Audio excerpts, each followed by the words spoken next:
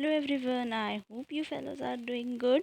Let us get started with the lecture of forensic anthropology wherein we will learn about differentiation जो कि आते हैं in the skeletal anatomy of human and non-human.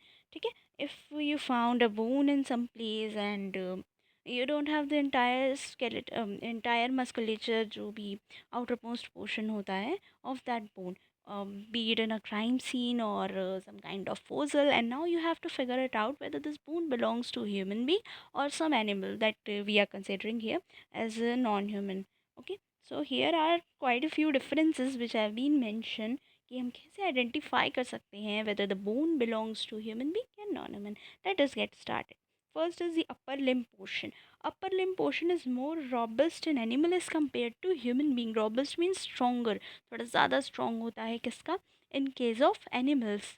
ठीक है, why because they have to fight against more odds and circumstances जो कि कहीं ना कहीं उन्हें और भी ज़्यादा स्ट्रॉन्ग और एक रॉबस्ट मस्कुलेचर की नीड होती है हमसे थोड़ी ज़्यादा. ठीक है, then radius and ulna. Keep on looking at the pictures as well. Radius and ulna separate होता है in case of human being as shown in the picture, but वो फ्यूज होता है कहाँ पे, एनिमल के केसेस में. Same happens in the case of tibia and fibula. Tibia and fibula fuse होते हैं कहाँ पे, in the case of animals, but separate होते हैं इन the case of human beings.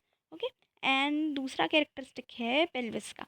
Pelvic region जो है it is broader and shorter in human being whereas it is long and narrow in case of animals. अब देखिए, इसमें भी differentiation criteria होता है in human male and human female. In case you found a skeleton and now you want to recognize कि whether it belongs to male या female, तो pelvic region जो है it plays a crucial role in gender identification. जैसे कि broader pelvis होता है women में as compared to male. Why? Because of the child birth and child bearing reason. This is the reason.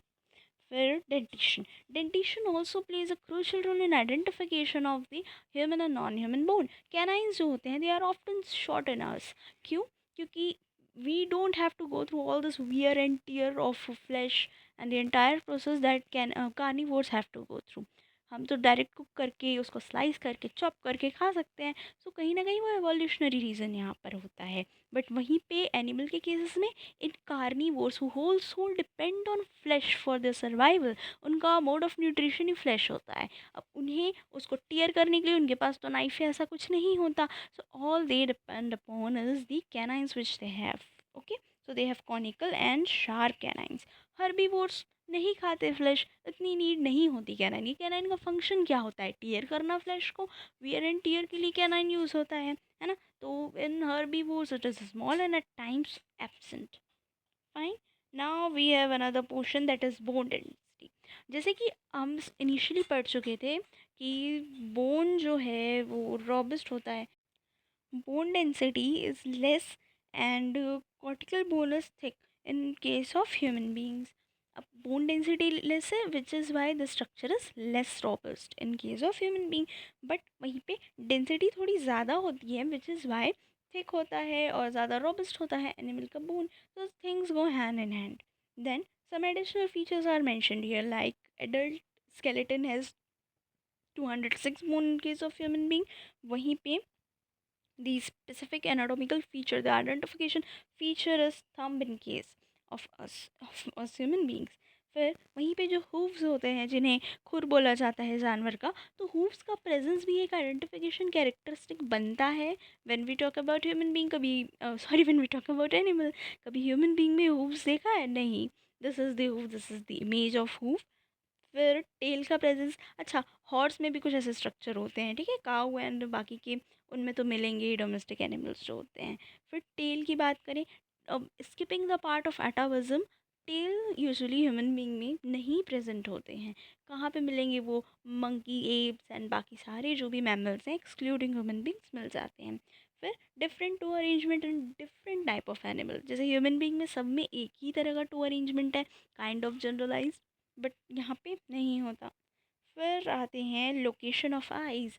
Human being की eyes कहाँ present होती है? Frontally above the nasal parts. But वहीं पे animal की जो आइज़ हैं वो यूजुअली साइडवेज होती हैं. देखिए एक्सेप्शन होते हैं इसमें, लाइक प्राइमेट्स जो हैं आपके मॉन्कीज़ हो गए एंड चिंपांजीज, एप्स, ओरांगुटैन्स, इन सब की आइज़ फ्रंटली ही प्रेजेंट होती है। But most of the animal, carnivores हो, हर्बीवोर्स हों, रैट हैं या जो कोई भी हैं, साइडवेज उनकी आइज़ प्रेजेंट होती है। फिशेस में भी सेम चीज़ देखने को मिल जाती है। ठीक है। फिर क्रेनियम, क्रेनियम हमारा लार्ज होता है और राउंडेड होता है, वहीं पे इलोंगेटेड स्कल का स्ट्रक्चर होता है एनिमल्स का। तो ये भी एक बहुत इंपॉर्टेंट डिफरेंशिएशन क्राइटेरिया बन सकता है। प्रेजेंस ऑफ चिन भी एक डिफाइनिंग कैरेक्टरिस्टिक है एंड वहीं यहाँ पे चिन एब्सेंट होता है। I hope we have covered majority of points and this can be useful for you to write in our examination. As a table बना के लिखना, you might get better marks than writing it in para or something. Okay, so I hope this was helpful to you. Do follow our playlist जो कि religiously forensic anthropology पे बनाई गई है, might be helpful for simple anthropology students as well. And don't forget to subscribe our channel. Thank you so much and keep watching the lectures and keep learning.